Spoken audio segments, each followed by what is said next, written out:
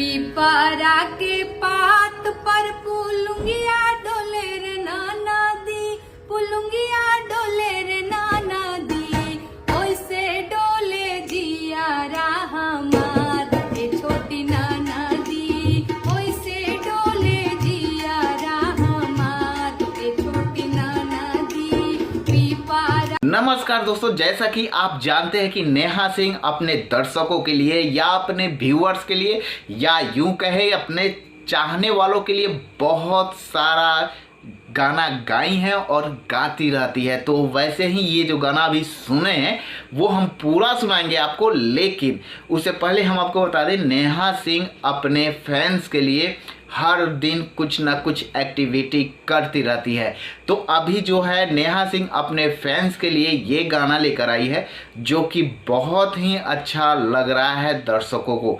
तो हमने सोचा है कि ये गाना आपको भी सुना दे। तो चलिए हम सुनाते हैं नेहा सिंह का ये गाना। उससे पहले दोस्तों हम आपसे कहना चाहते हैं हमारे चैनल को सब्सक्राइब कर ले और प्यारा सा बेल बटन दबा दे ताकि मेरा हर वीडियो आप तक पहुंचता रहे। तो चलिए वीडियो को शुरू करते हैं और सुनाते हैं नेहा सिंह का ये गाना। पीपरा के पात पर पुलुंगिया डोले रे नाना दी, पुलुंगिया डोले रे नाना दी, ओइसे डोले जियारा हमार ए छोटी नाना दी, ओइसे डोले जियारा हमार ए छोटी नाना दी।